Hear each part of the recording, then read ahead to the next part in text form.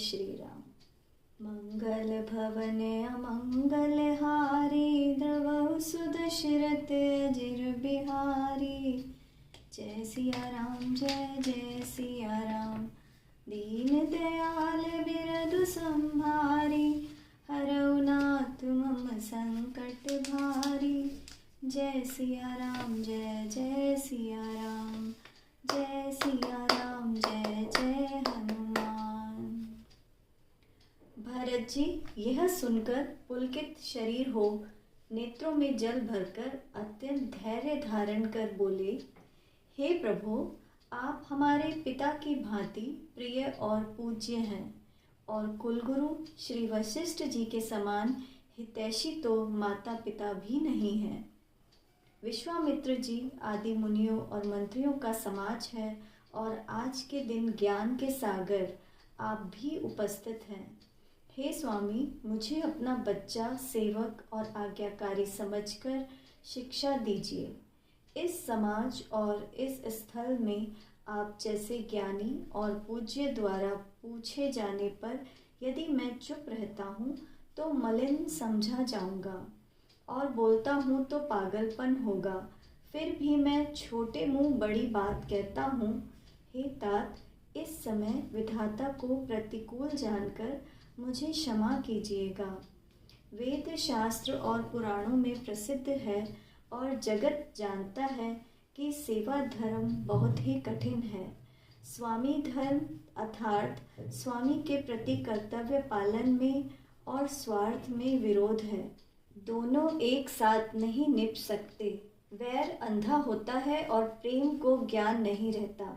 इस समय मैं स्वार्थवश कहूँगा या प्रेमवश, दोनों में ही भूल होने का भय है। अतएव मुझे पराधीन जानकर श्री रामचंद्र जी की रुचि, धर्म और सत्य के व्रत को रखते हुए जो सभी द्वारा सम्मत और सबके लिए हितकारी हो, सबका प्रेम पहचान कर आप वही कीजिए। भरत जी की बातें सुनकर और उनका स्वभाव देखकर समाज सहित राजा जनक उनकी प्रशंसा करने लगे। भरत जी के वचन सुगम और अगम, सुंदर, कोमल और कठोर हैं। उसमें अक्षर थोड़े हैं परंतु अर्थ अत्यंत अपरिमित भरा हुआ है। जैसे मुख का प्रतिबिंब दर्पण में दिखता है और दर्पण अपने हाथ में, फिर भी वह प्रतिबिंब पकड़ा नहीं जाता, इसी प्रकार भरत जी को यह अद्भुत वाणी भी पकड़ में नहीं आती। शब्दों से उसका आशय समझ नहीं आता। तब राजा जनक जी, भरत जी तथा मुनि वशिष्ठ जी पूरे समाज के साथ वहां गए जहां देवता रूपी कुमुदों को खिलाने वाले चंद्रमा श्री रामचंद्र जी थे। यह समाचार सुनकर सब लोग इस प्रकार चिंता से व्याकुल हो गए जैसे पहली वर्षा के जल के संयोग से मछलियां व्याकुल हो जाती हैं। देवताओं ने पहले कुलगुरु वशिष्ठ जी की दशा देखी, फिर विदेह जी के विशेष स्नेह को देखा और तब श्री राम भक्ति से ओतप्रोत भरत जी को देखा। इन सबको देखकर सभी स्वार्थी देवता घबराकर हृदय में निराश हो गए। उन्होंने सब किसी को श्री राम प्रेम में सराबोर देखा। इससे देवता इतने सोच के वश हो गए जिसका कोई लेखा जोखा नहीं किया जा सकता। देवराज इंद्र चिंता मग्न होकर कहने लगे कि श्री राम जी तो प्रेम और संकोच के वश हैं, इसलिए सब मिलकर कुछ प्रपंच रचो, अन्यथा सारी बात बिगड़ जाएगी। देवता डरे हुए हैं कि कहीं रामचंद्र जी वापस न चले जाएं। देवता सरस्वती जी का स्मरण कर उनकी स्तुति करने लगे और कहा, हे देवी, देवता आपकी शरण में हैं, उनकी रक्षा कीजिए। अपनी माया रचकर भरत जी की बुद्धि को फेर दीजिए और छल कपट करके देवताओं के कुल की रक्षा कीजिए। देवताओं की प्रार्थना सुनकर और देवताओं को स्वार्थी होने से मूर्ख जानकर बुद्धिमती सरस्वती जी बोली, मुझसे कह रहे हो कि भरत जी की मति फेर दो? 1000 नेत्रों से भी तुमको सुमेरु पर्वत नहीं दिखाई पड़ता? ब्रह्मा, विष्णु और महेश की माया बड़ी प्रबल है, किंतु वह भी भरत जी की बुद्धि की ओर दृष्टि नहीं कर सकती। उस भरत की बुद्धि को तुम मुझसे भुलावे में डालने को कह रहे हो? अरे, चांदनी कहीं प्रचंड किरण वाले सूर्य को चुरा सकती है? भरत जी के हृदय में श्री सीताराम जी निवास करते हैं। जहाँ सूर्य का प्रकाश है वहाँ कैसे अंधेरा रह सकता है? ऐसा कहकर शारदा ब्रह्मलोक को चली गई। देवता ऐसे व्याकुल हुए जैसे रात्रि में चकवा व्याकुल होता है।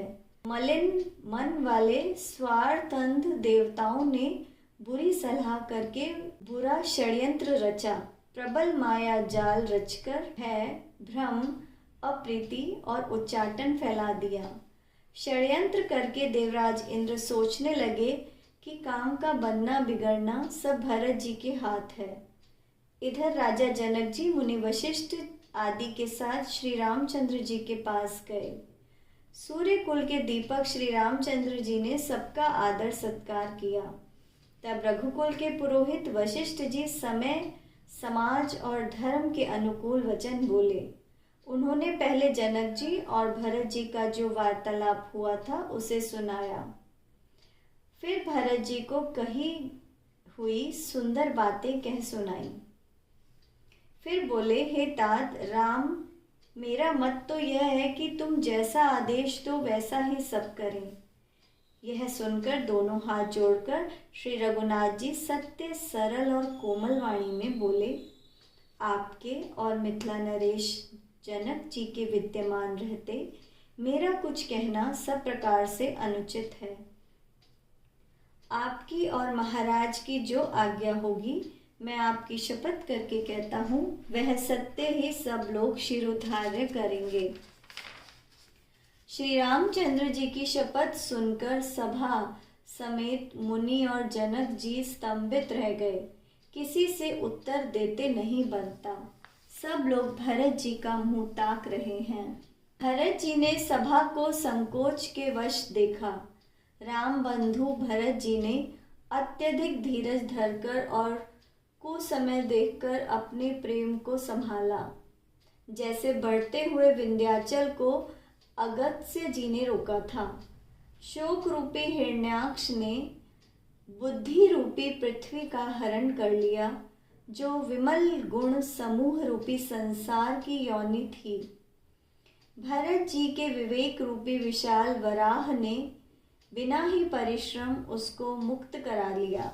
भरत जी ने प्रणाम करके सबके प्रति हाथ जोड़े तथा श्री रामचंद्र जी, राजा जनक जी, गुरु वशिष्ठ जी और साधु संत सबसे प्रार्थना की और कहा, आज मेरे इस अत्यधिक अनुचित व्यवहार को क्षमा कीजिएगा।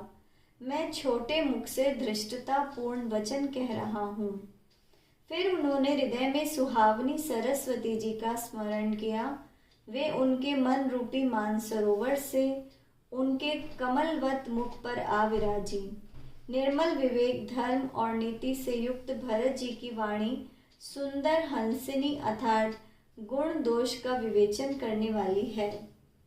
ज्ञान रूपी नेत्रों से समाज को प्रेम से शिथिल देख सबको प्रणाम कर श्री सीता जी और श्री रामचंद्र जी का स्मरण करके भरत जी बोले, हे प्रभु, आप पिता, माता, मित्र, गुरु, स्वामी, पूज्य, परम हितैषी और अंतर मन की बात जानने वाले हैं।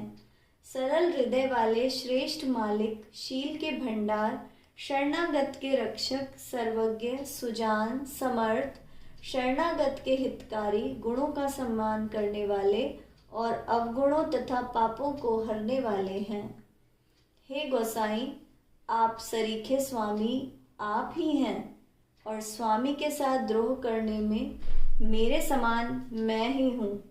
मैं मोह में पड़कर आपके और पिताजी के वचनों का उल्लंघन कर और समाज को इकट्ठा करके यहाँ आया हूँ।